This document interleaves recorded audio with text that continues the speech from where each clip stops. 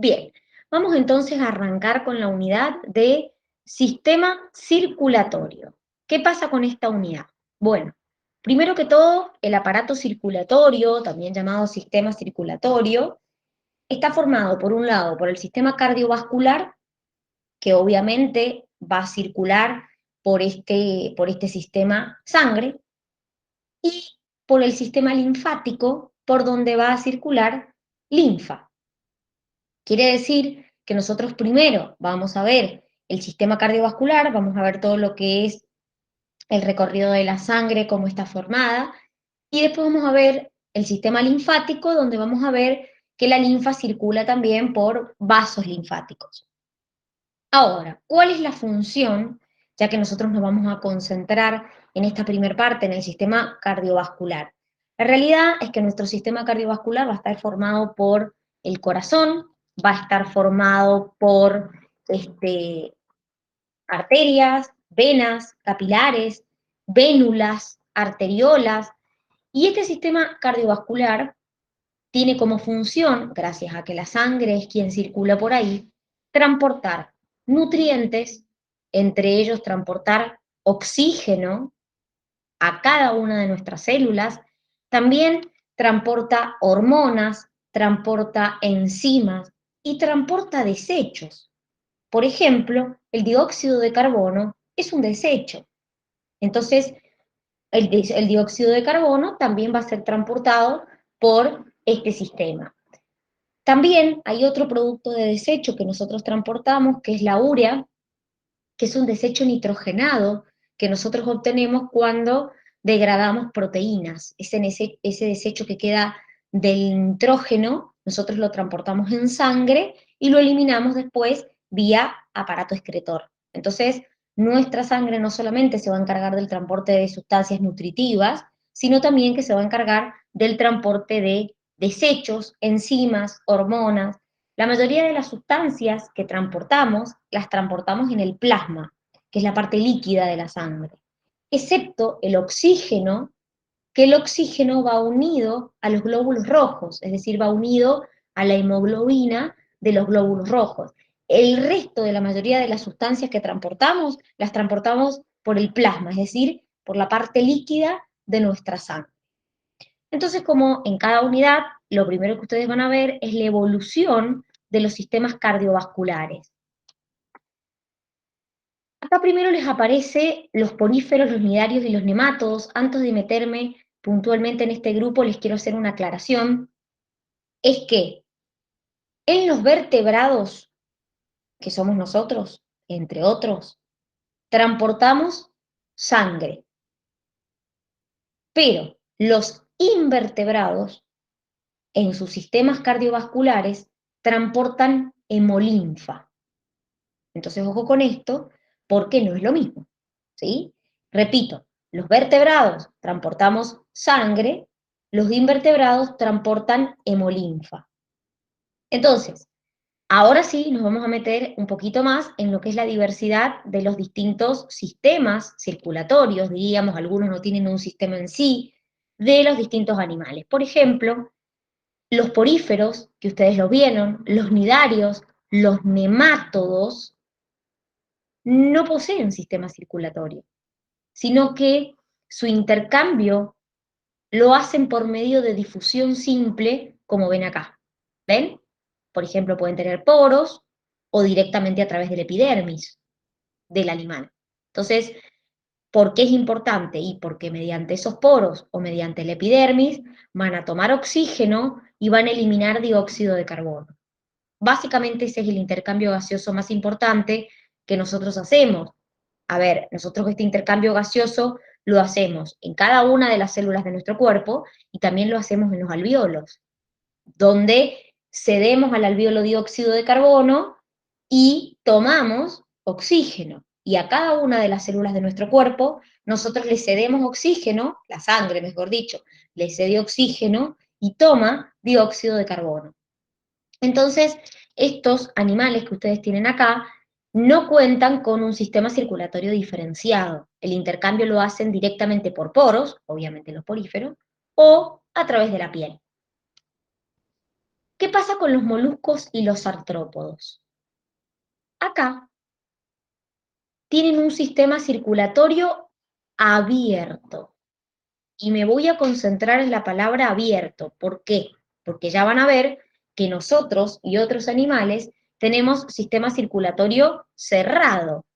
Entonces vamos a ver qué significa tener un sistema circulatorio abierto. ¿Qué significa tener un sistema circulatorio abierto?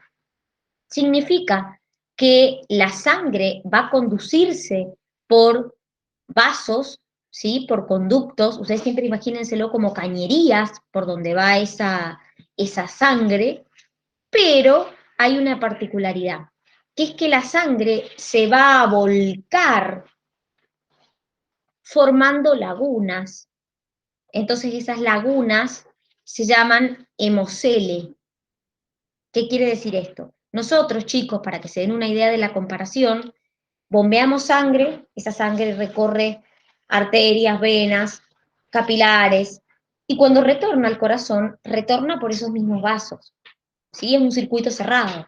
Quiere decir que sale del corazón por conductos y cuando retorna al corazón vuelve por conductos. En cambio, en el caso de estos animales que tienen el sistema circulatorio abierto, no pasa lo mismo. ¿Qué quiere decir esto?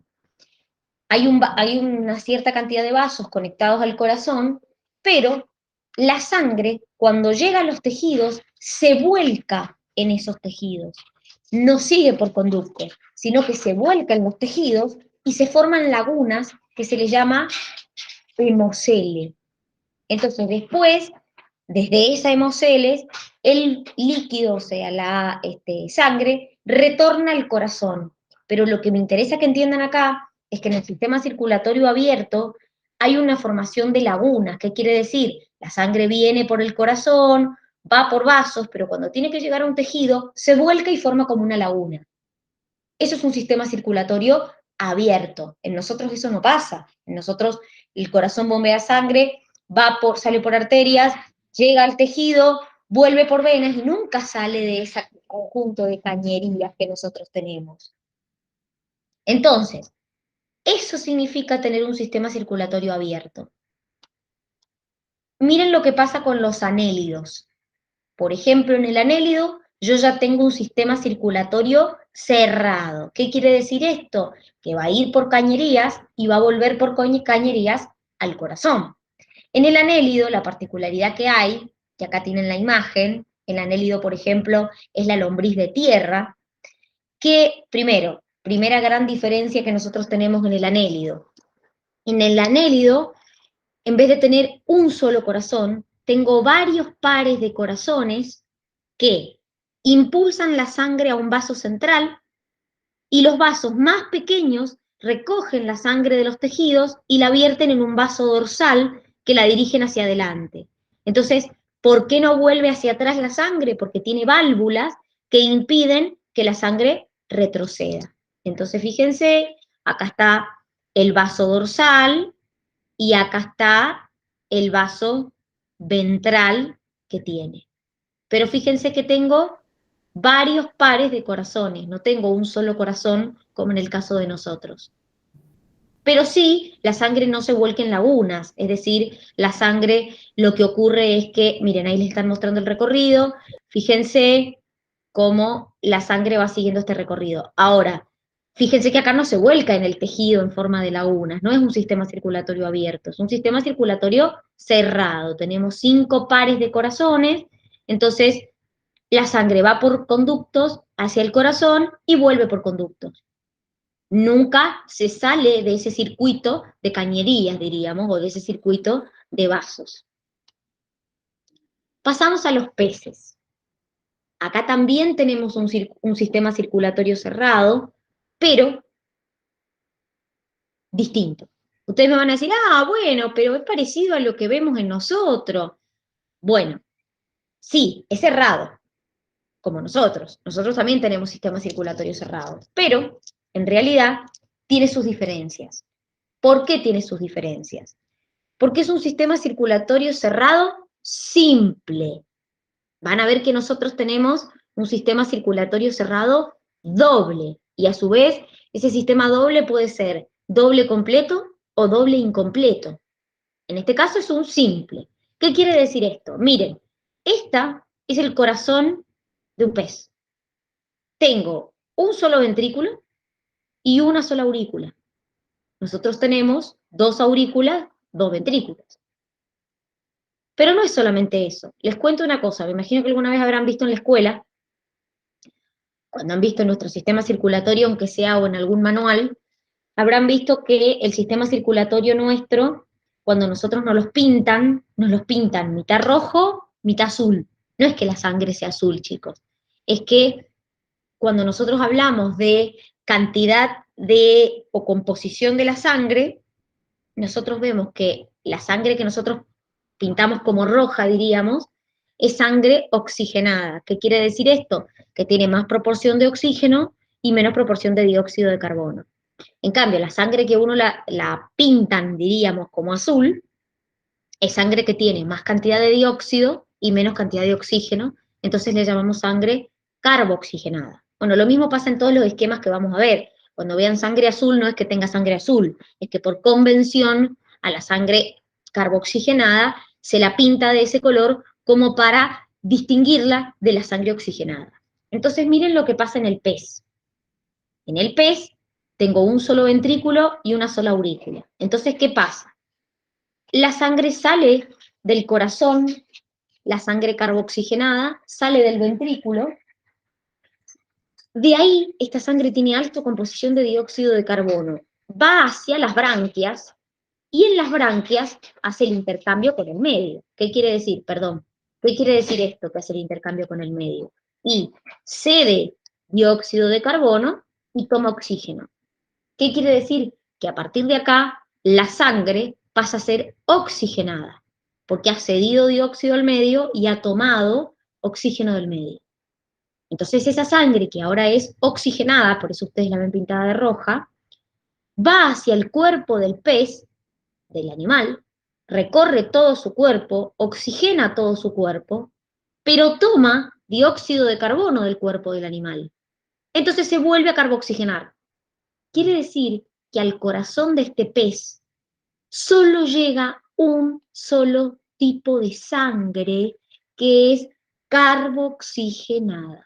Por eso se le llama sistema circulatorio simple, porque llega un solo tipo de sangre que es sangre carboxigenada.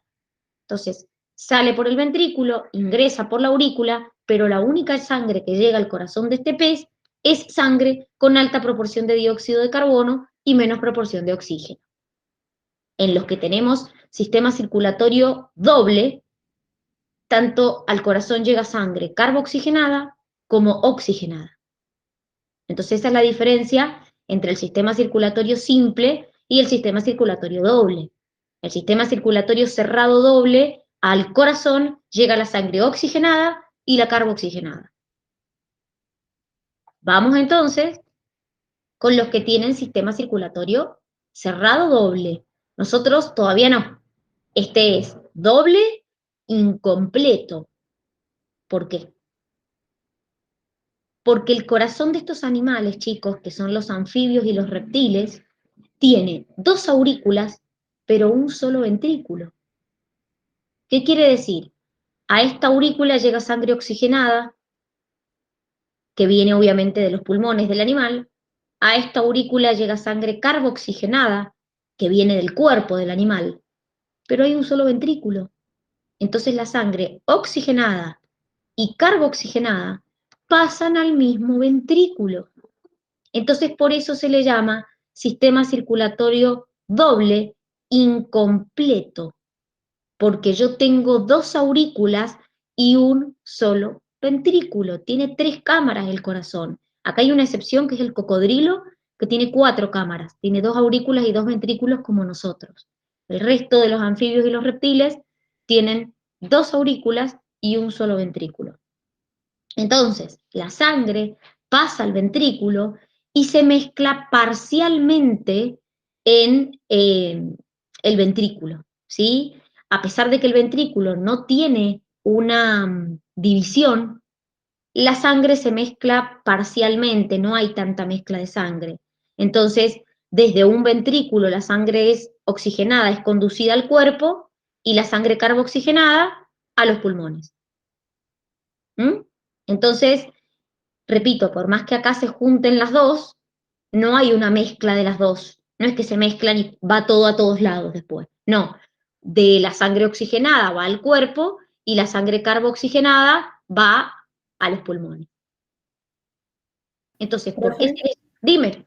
perdón, ¿puede volver a repetir la diferencia entre carboxigenada y oxigenada? O sea, ¿cómo se Sí, forman? por supuesto. Lo que cambia es la composición que tiene la sangre. La carboxigenada tiene más dióxido de carbono y menos oxígeno. Por eso la representamos con azul. Y la oxigenada tiene más oxígeno y menos dióxido de carbono. Acuérdate que el dióxido de carbono es un desecho. Entonces yo, por ejemplo, cuando la sangre vuelve del cuerpo del animal, en nosotros esto pasa lo mismo, cuando vuelve al corazón del cuerpo, vuelve carboxigenada, porque ha recogido todo el dióxido de carbono del cuerpo. Ahora, cuando la sangre va al cuerpo, tiene que ir oxigenada, porque tiene que ir a repartirle oxígeno al cuerpo. Entonces sale hacia el cuerpo y sale oxigenada, para repartirle a cada una de las células del cuerpo oxígeno. Esa es la diferencia, la concentración que tienen de oxígeno y de dióxido de carbono. El último somos nosotros. Este es el sistema circulatorio como más desarrollado, diríamos, porque es el más completo. ¿Qué quiere decir esto? En este caso, las aves y los mamíferos, o sea, nosotros estaríamos acá, tenemos 4 cámaras, 2 aurículas, 2 ventrículos. La sangre no se mezcla. ¿Por qué? Porque tenemos un tabique que nos separa la parte izquierda del corazón de la parte derecha del corazón. Entonces, la sangre oxigenada no se mezcla con la carboxigenada. Tenemos 4 cavidades en vez de 3. Entonces acá pasa lo mismo. Esto se llama doble completo. Llegan las 2 sangres al corazón, pero tengo 4 cavidades, entonces no se mezclan en el ventrículo. Acá se llama doble incompleto porque tengo 2 aurículas, pero un solo ventrículo. Llegan las 2 sangres, pero al ventrículo pasan las 2. Acá fíjense que a los ventrículos están separados. Están separados por un tabique que separa nuestro corazón en mitad izquierda y mitad derecha. Entonces, ¿qué me permite eso? Y que la sangre que sale oxigenada vaya al cuerpo y la sangre que viene carboxigenada vuelva al corazón. ¿Sí? Esa sangre carboxigenada después va a los pulmones a purificarse, diríamos, y vuelve al corazón oxigenada. Ya lo van a ver a esto, no se hagan problema, que lo vamos a ver más adelante, pero lo que a mí me interesa acá que entiendan es que las aves y los mamíferos tenemos 4 cámaras y la sangre oxigenada no se mezcla con la sangre carboxigenada, porque hay un tabique que nos está separando. ¿Alguna duda hasta acá? ¿Algo que no se haya entendido? Por mí no. Perfecto. Bien, buenísimo. Entonces, vamos a comenzar con la sangre. La sangre, si nosotros la pudiéramos analizar, existe un 55-60% aproximadamente de plasma, que es la parte líquida de la sangre, y un 40-45% del componente celular de mi sangre, que son glóbulos rojos, glóbulos blancos y plaquetas. La sangre, chicos, siempre uno está, ¿y cuántos litros tengo de sangre? ¿Y cómo sé cuántos litros tengo? Bueno, hay una aproximación de que el volumen de sangre es el 8% del peso corporal.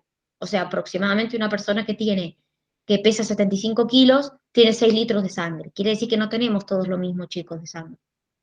Entonces ustedes pueden sacar, según el peso que tienen, aproximadamente cuántos litros de sangre ustedes tendrían. Por eso siempre está la duda ahí, pero ¿y cuánta sangre tengo? ¿Y cuánta? Bueno, en realidad eso depende del peso que tienen. Entonces, como les dije, vamos a tener un 55-60% de parte líquida, que es lo que llamamos plasma, que tiene aguas, sales, glucosa, hormonas, desechos.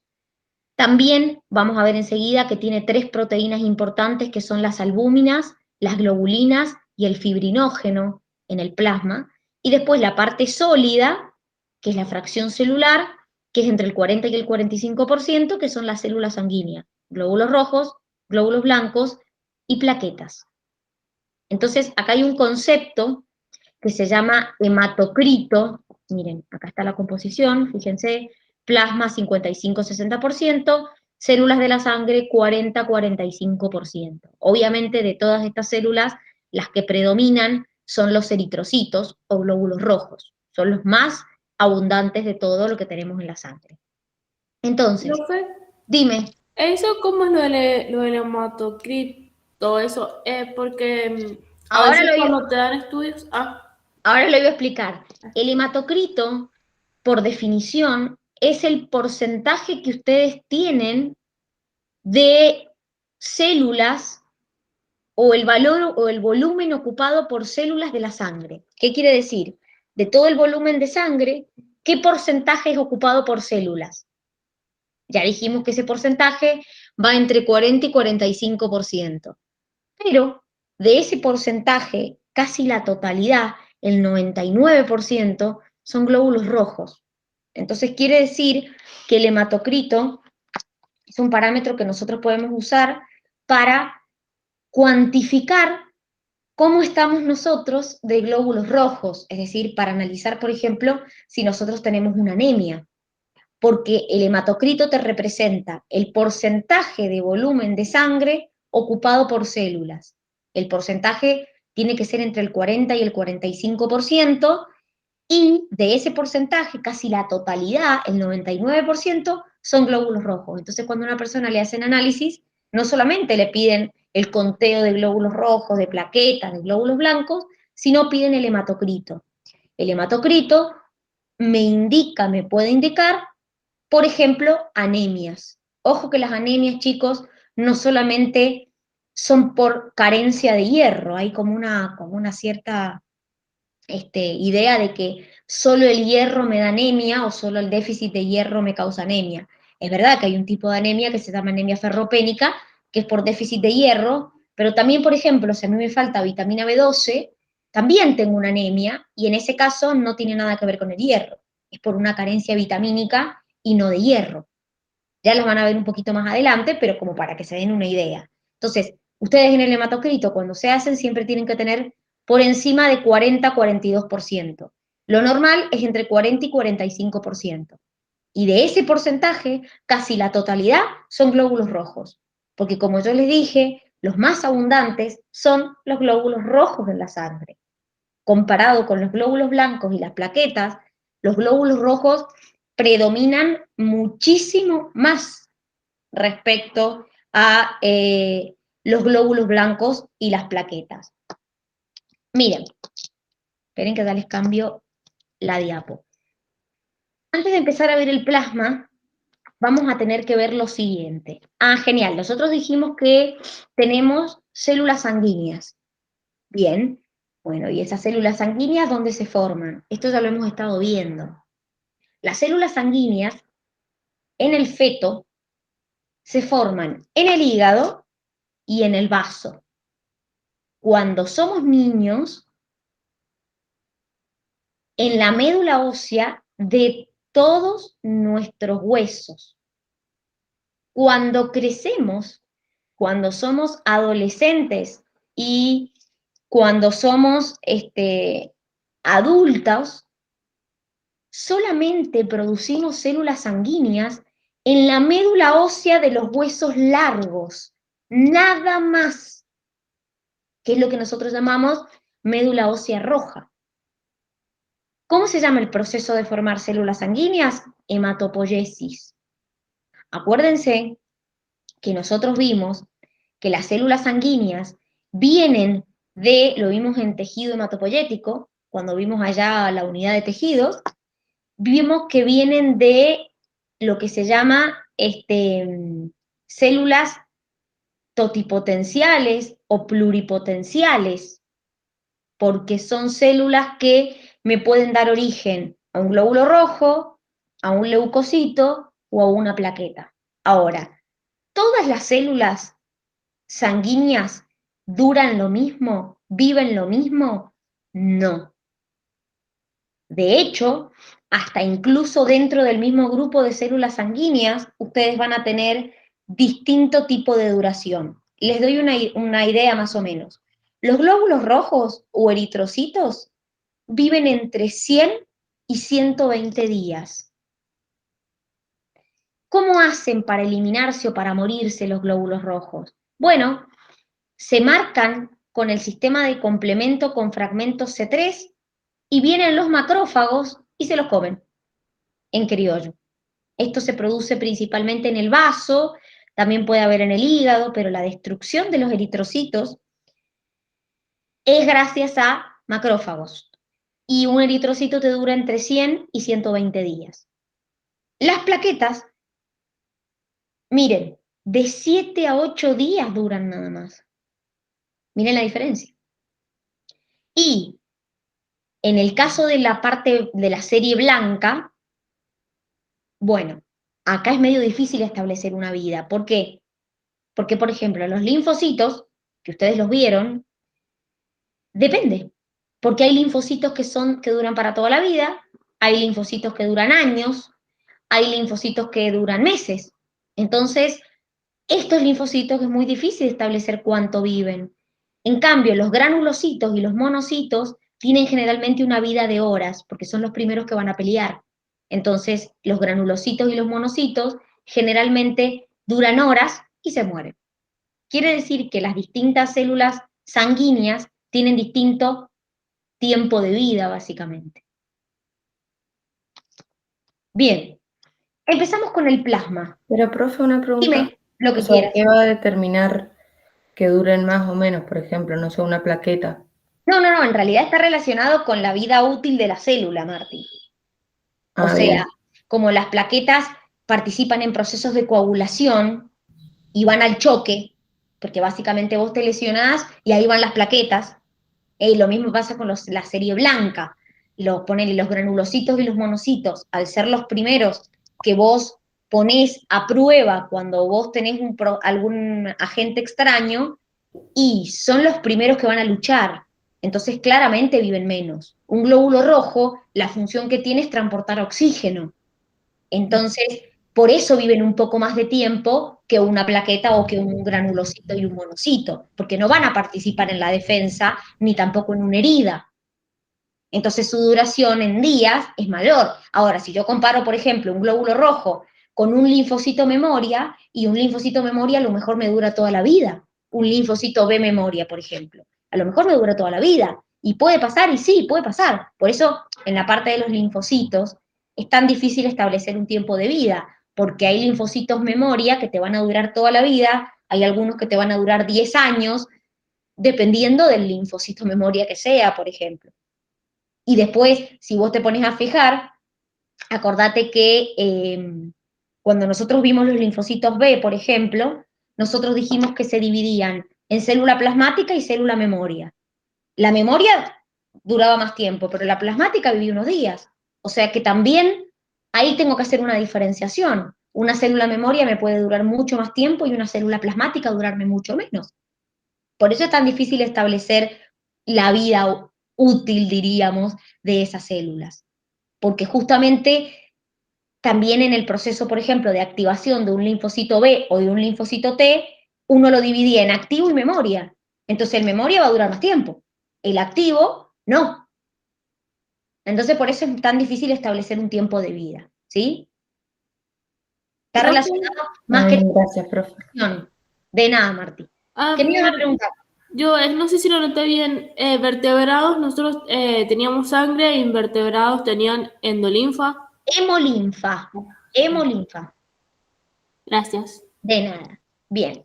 Entonces, arrancamos con el plasma, la parte líquida de la sangre. Fíjense en este caso, entre un 55 y un 60%. La mayoría de las sustancias se transportan por plasma, o sea, por la parte líquida. Ese plasma es importante que entendamos lo siguiente. Va a contener sales, como por ejemplo bicarbonato y fosfato, que actúan como amortiguador o sistema buffer. Esto ustedes todavía no lo ven en química, pero ya lo van a ver. ¿Qué significa un buffer o amortiguador de pH? son sustancias químicas, chicos, que nos permiten a nosotros mantener un pH constante. Es decir, que mi pH no varíe mucho. El pH de la sangre, chicos, no puede variar casi nada. El pH de la sangre está alrededor de 7,2, 7,3, pero no puede variar de ahí. No pasa lo mismo, por ejemplo, con el pH de la orina. El pH de la sangre generalmente, bueno, depende de la bibliografía. Algunos te dicen 7,2, 7,3, otros te dicen entre 7,3 y 7,4, pero la realidad es que no puede variar de ahí, puede variar décimas el pH sanguíneo. Entonces, entre los que me contribuyen a mantener ese pH en ese valor, diríamos, tenemos al bicarbonato y al fosfato. Son los que nos contribuyen o que nos sirven como amortiguadores de pH o buffer. Pero además, mi plasma tiene proteínas que son muy importantes. Por ejemplo, las albúminas, que ustedes ahora me van a decir, ah, bueno, sí, la albúmina. La albúmina, chicos, es importante por dos cosas. Primero, porque es la que nos permite transportar sustancias como el colesterol, hormonas, lípidos, pero además, su papel importantísimo es en que nos permite mantener el potencial osmótico. Y ya van a ver más adelante, probablemente lo veamos mañana, que esto hace que nosotros no perdamos agua en exceso de los capilares sanguíneos. Entonces, estas albúminas son fundamentales para nosotros porque van a generar algo, que ya lo vamos a ver mañana, que se llama presión oncótica. Entonces, va a ser fundamental para no perder agua en exceso. Ya van a ver el cómo. Por otro lado, tenemos el fibrinógeno, que lo vamos a ver enseguida, porque participa en la coagulación sanguínea. Y por otro lado, las globulinas. Ustedes las globulinas ya las vieron. Por ejemplo, vimos las Ig y las gamma globulinas que participan en la defensa del organismo. Entonces quiere decir que estas proteínas que forman parte del plasma son muy importantes. Enseguida vamos a volver a mencionar estas cuando veamos la coagulación sanguínea. Vamos a mencionar el fibrinógeno. Ahora, ¿es lo mismo plasma que suero? No, no es lo mismo. Entonces, ¿cuál es la diferencia? El plasma es el suero más el fibrinógeno, que lo acabamos de nombrar, y factores de coagulación 2, 5 y 8. ¿Qué quiere decir esto? Y ahora les cuento. Nosotros, chicos, para poder realizar la coagulación, necesitamos de lo que se llaman factores de coagulación.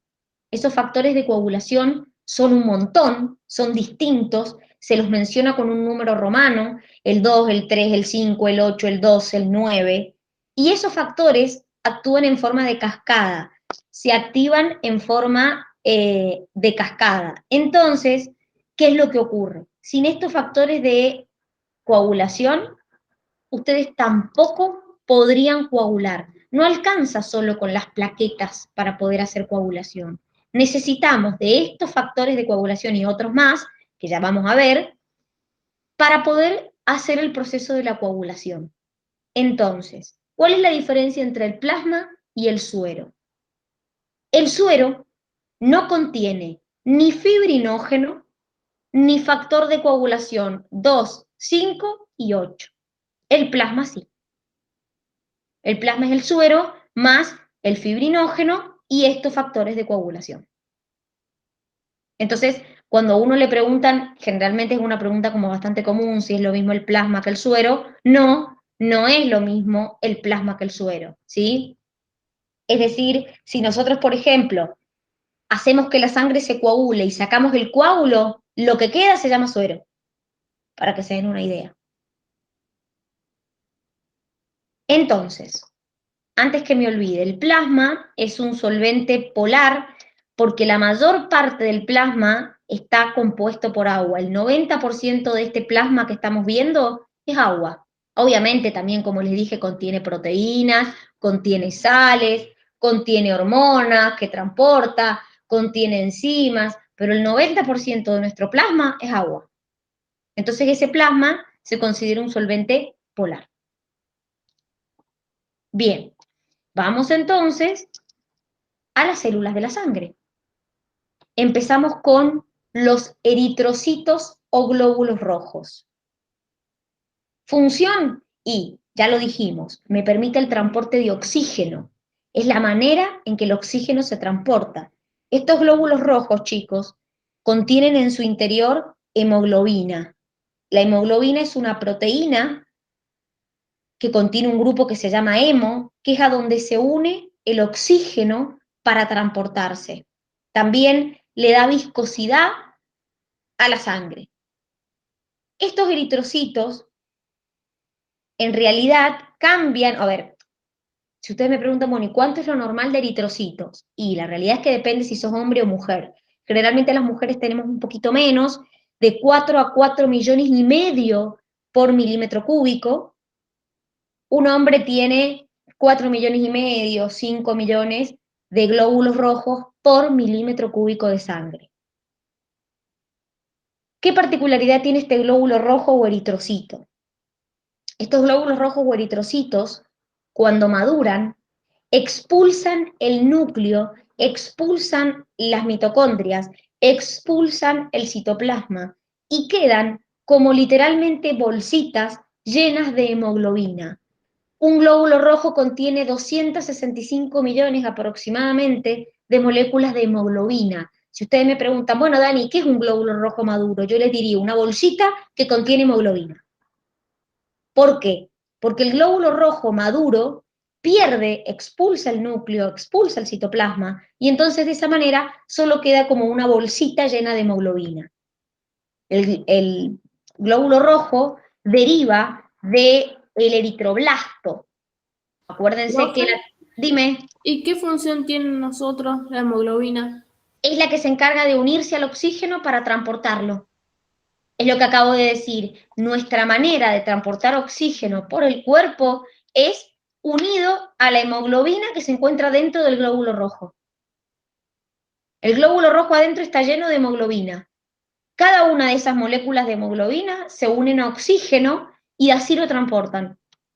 Sin glóbulos rojos nosotros no podríamos vivir, porque es el que se encarga de transportar oxígeno a cada una de las células de nuestro cuerpo.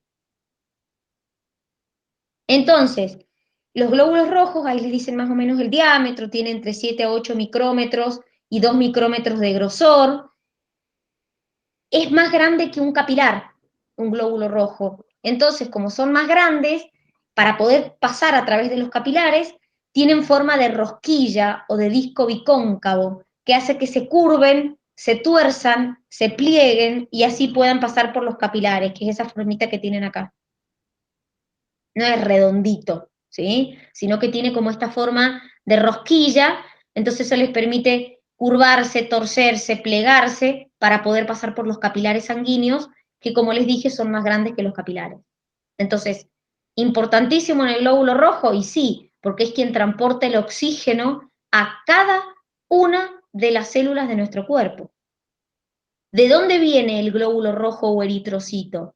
Deriva de una célula que se llama eritroblasto, acuérdense, blasto inmaduro, cito maduro, y ese eritroblasto sí posee núcleo, a diferencia de los glóbulos rojos o eritrocitos que no poseen núcleo, son células anucleadas. ¿Por qué? Porque cuando llegamos a la madurez, expulsamos, obviamente el glóbulo rojo cuando llega a la madurez, expulsa su núcleo y expulsa su citoplasma. Vamos con los leucocitos o glóbulos blancos. Fíjense que yo en los glóbulos rojos les dije entre 4,5 millones, 5 millones por milímetro cúbico. Acá tenemos entre 6.000 y 9.000 por milímetro cúbico. Fíjense la diferencia, muchísimos menos hay, ¿sí? ¿Cuál es la función? Y obviamente proteger al organismo. Los glóbulos blancos ustedes ya los han visto, los vieron en Inmune. ¿De dónde vienen? Vienen de la serie mieloide. Acuérdense que esto lo vimos cuando vimos tejidos y vimos que a partir de una célula totipotencial podíamos formar distintas células. Los glóbulos blancos, chicos, o leucocitos, tienen la particularidad de que no se encuentran principalmente en los vasos sanguíneos, sino que yo lo puedo encontrar en los órganos linfoides. ¿Se acuerdan que los vimos, que podían estar en los órganos linfoides? Entonces, se calcula que por cada 1000 glóbulos rojos hay 1 o 2 glóbulos blancos. Quiere decir que hay muchísimos más glóbulos rojos que glóbulos blancos. Entonces, dentro de los glóbulos blancos, nosotros a su vez hicimos una clasificación, pues nos vimos inmune en granulocitos y agranulocitos.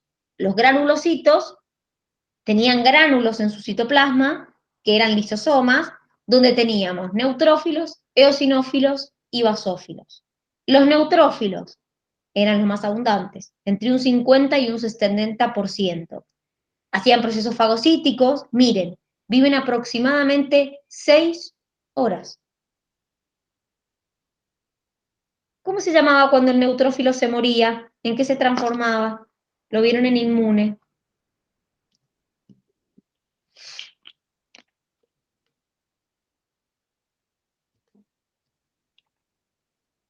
En piocitos, que es lo que nosotros decíamos que formaba pus. Después tenemos eosinófilos, que participaban en infecciones parasitarias. Ahí teníamos entre un 1 y un 4%, liberaban sustancias químicas que atacaban la pared del parásito, y los basófilos, que los tengo de entre el 0 y el 1%, y secretaban histamina y heparina. Entonces, por ejemplo, aumentaban en las reacciones alérgicas. ¿En qué se transformaban los basófilos cuando llegaban al tejido conectivo? También lo vimos la unidad pasada. En mastocitos.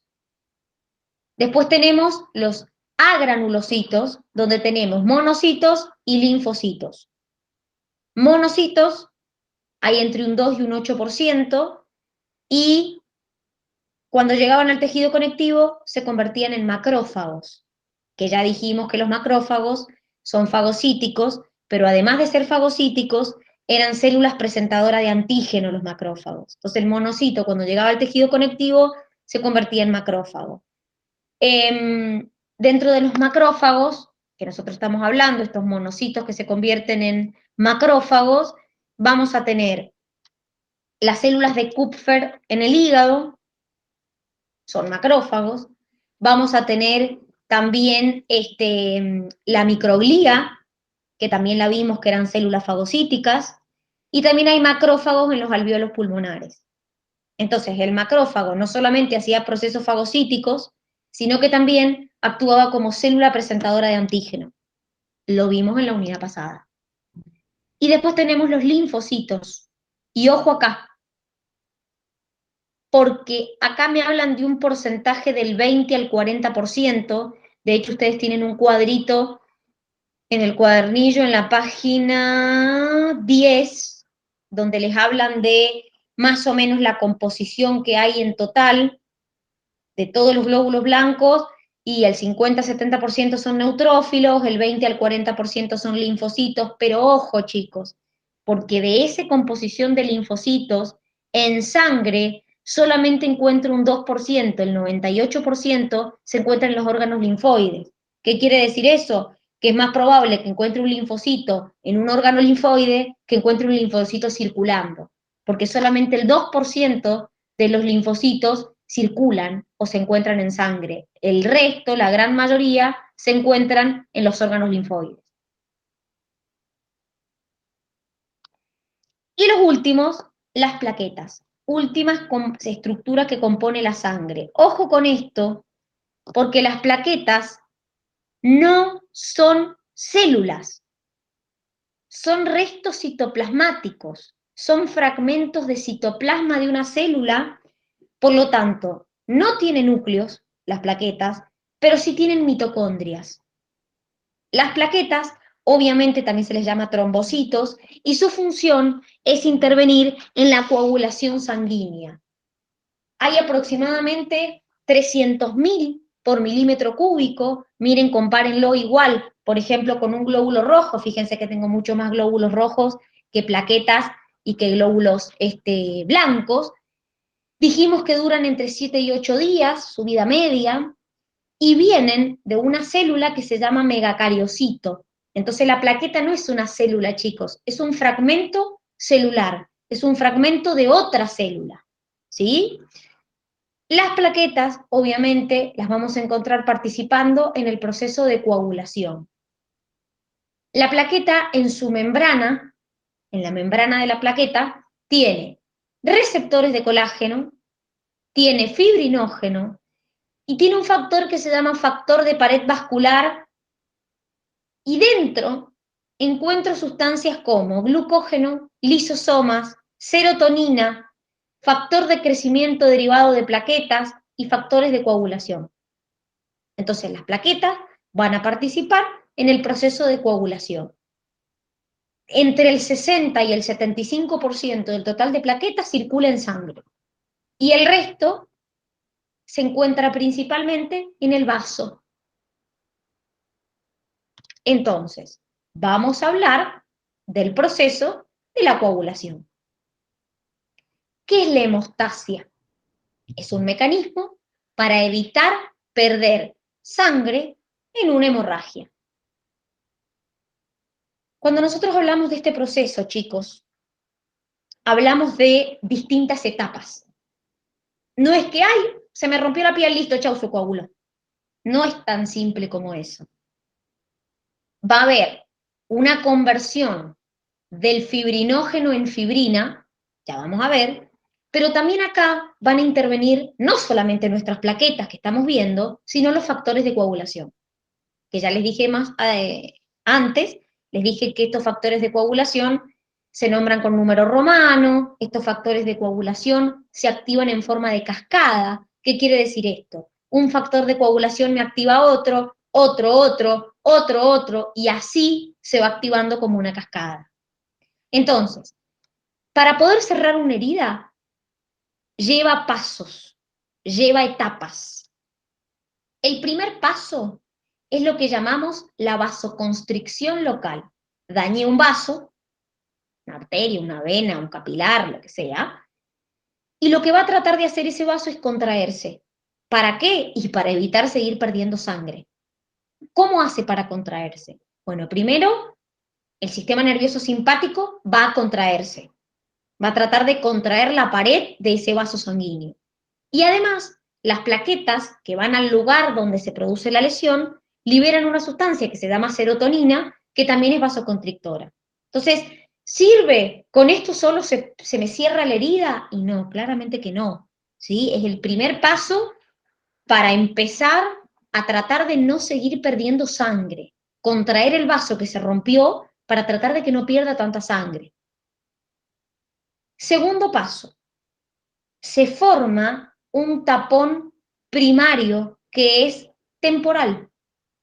¿Qué quiere decir esto? No es el cierre definitivo de la herida, es un tapón temporario.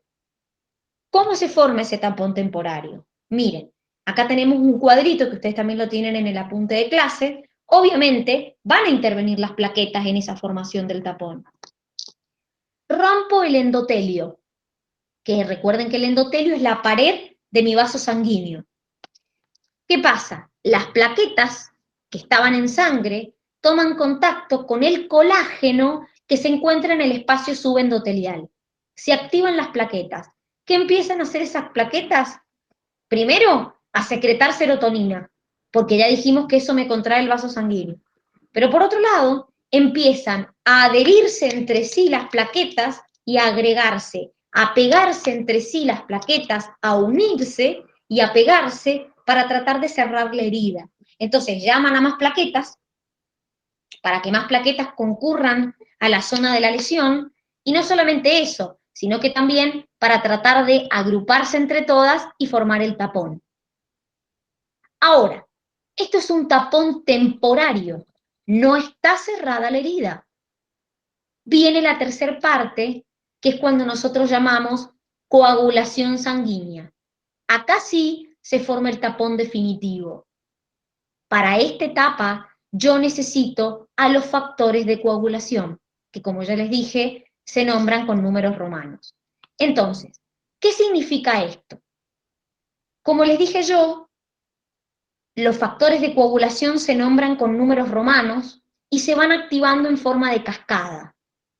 Por ejemplo, hay un factor de coagulación que me activa otro factor de coagulación y a veces existe un cofactor que acelera el proceso. Entonces, por ejemplo, este factor cuando se activa, me activa este. Este cuando se activa, me activa este. Este cuando se activa, me activa este. Y así. Entonces, cuando ustedes vean una A abajo, significa que ese factor de coagulación se activó. Cuando nosotros hablamos de esta parte de la coagulación, tenemos como dos ramas o dos vías para poder activarse. Una vía extrínseca, que demora segundos, y una vía intrínseca, que demora minutos en activarse. Vamos a empezar por la vía extrínseca y después vemos la intrínseca. Esta vía extrínseca es la que arranca la cascada. ¿Qué pasó? Me rompí el vaso con algo. Me corté, me pinché, no sé. Cuando se produce un daño tisular, se libera un factor que se llama factor tisular 3 o también se le llama tromboplastina. Entonces, ¿qué pasa? Ese factor tisular se encuentra debajo del endotelio. Cuando yo rompo el vaso, en contacto con la sangre, ese factor tisular 3 me activa al factor 7 de coagulación. Acá se activó. Y entonces, ¿qué pasa? Ese factor 7 de coagulación que ustedes tienen ahí, me activa por un lado el factor 9 y por otro lado el factor 10.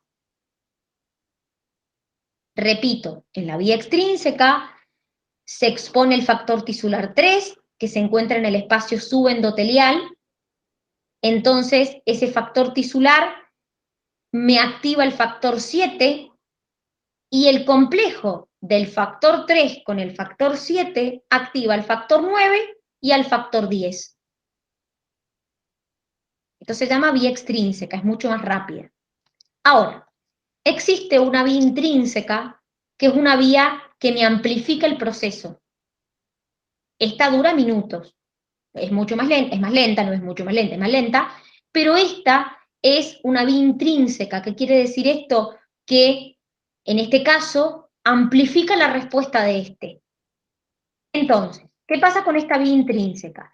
Esta vía intrínseca puede arrancar de dos maneras, que se le llama in vitro e in vivo. In vitro es cuando uno expone la sangre a una especie de superficie cargada negativamente, como puede ser el vidrio. E in vivo, cuando la sangre se expone a fibras de colágeno que están por debajo del endotelio de los vasos sanguíneos. Entonces, ¿qué ocurre acá? Miren, primer paso, se activa el factor 12. El factor 12 me activa el factor 11. El factor 11 me activa el factor 9. Fíjense cómo es una cascada, chicos. Y a su vez se activa, como les dije acá, el factor 10. Entonces, esto es lo que llamamos vía intrínseca de la coagulación. Se puede activar in vitro o in vivo. Acá, en la vía extrínseca, que me olvidé de decirles, participa el calcio. Es decir, que el calcio en este caso es necesario, forma un complejo, el factor 3, para poder activar al factor 7 necesita de la presencia de calcio. Y en la vía intrínseca también tenemos otro cofactor, que es el factor 8. Es decir, para que el 9 me activa al 10, requiere de un factor de coagulación que se llama factor 8, que de hecho es lo que le falta a las personas que tienen hemofilia. A las personas que tienen hemofilia le falta un factor de coagulación que se llama factor 8. Puedo arrancarla entonces por la vía intrínseca o extrínseca, pero tanto por la vía extrínseca o por la vía intrínseca, todo termina en la activación del factor 10. Entonces arranca la vía común. En la vía común, es como la parte final. ¿Y qué pasa en la vía común? El factor 10 me activa el factor 2, que es la protrombina, que se convierte en trombina. Esa trombina me hace dos cosas. Por un lado, me convierte el fibrinógeno en fibrina, acuérdense que lo acabamos de nombrar como proteína del plasma, y por otro lado me activa el factor 13, porque es importante. El fibrinógeno, chicos, es soluble. La fibrina es una proteína insoluble. Entonces, ¿qué logro con esto? Que cuando activo el factor 13, se cataliza la formación de enlaces covalentes. Cuando este se activa, me cataliza la formación de enlaces entre moléculas de fibrina y entonces la fibrina, junto con los glóbulos rojos, junto con las plaquetas, me hacen el coágulo o tapón, que es lo que verdaderamente cierra la herida. Entonces, toda esta cascada, el fin que tiene es convertir el fibrinógeno soluble en fibrina insoluble. Este factor 13 hace que se formen enlaces covalentes entre la fibrina y de esa manera se una la fibrina con los glóbulos rojos, con las plaquetas y me formen un tapón. Miren, acá está. Acá tenemos la vía intrínseca, la vía extrínseca. Fíjense que dijimos que la vía extrínseca necesito calcio como cofactor. Acá el factor 8. Por vía intrínseca o extrínseca activo el factor 10. Y a partir de acá empieza la vía común. Es decir, que por vía intrínseca o extrínseca el final es la activación del factor 10. Y ahí arranca la vía común. Cuando convierto el fibrinógeno en fibrina, la fibrina es insoluble. Entonces, esas moléculas de fibrina se empiezan a enredar entre sí, se enredan con glóbulos rojos, con plaquetas, y me forman el tapón definitivo. ¿Se ha entendido? Yo sé que son muchos. Ahora les voy a mandar un video al grupo para que vean, que es ese video que les figura ahí. Ahora cuando estemos por terminar la clase se los mando, que es un video para que se aprendan mejor la cascada, los nombres de la cascada, ¿sí? Para que lo entiendan un poquito mejor, básicamente para que se lo aprendan, porque esto es más memoria que esta cascada así o esta así, es más memoria que dificultad, ¿sí? Eso es lo difícil de esto, que tengo que aprendérmelo de memoria, básicamente.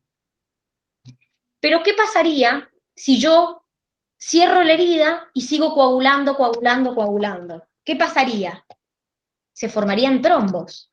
Entonces, existen lo que se llaman reacciones limitantes, que son básicamente mecanismos que evitan la coagulación dentro de los vasos sanguíneos, que no se formen coágulos dentro del vaso sanguíneo, que son la antitrombina 3, que me inhibe la activación de la trombina, es decir, hace que esta no se pueda activar. Por otro lado, tengo la heparina, que me potencia la acción de esta. Y por otro lado, tengo la plasmina, que directamente me lisa a la fibrina y el fibrinógeno. Entonces, directamente me lisa esto para que no se forme coágulo. Eso se llaman reacciones limitantes, hacen el efecto contrario, evita la formación de coágulos. ¿Ha quedado alguna duda de lo que hemos visto? Por ahora no, pero tengo Bien. que volver a ver eso de los Factores de coagulación. Ajá. Sí, perfecto. Miren, ahora les voy a mandar al grupo el video para que a ver si les es más fácil por ahí aprendérselo así. Es decir, esto es un video de los mitocondrios, por ahí con una canción es más fácil aprendérselo. Mírenlo al video, está muy bien explicado. O sea, es con una canción, pero está muy bien explicada la cascada de la coagulación. Ahí se los mandé al grupo. Así que cuando terminemos, cuando tengan un recreíto, si quieren mírenlo y a lo mejor con esto les resulta más fácil aprenderse esa cascada de la coagulación. Muchachos, nos vemos mañana. Mañana seguimos con circulatorio. Que tengan una linda tarde. Hasta mañana.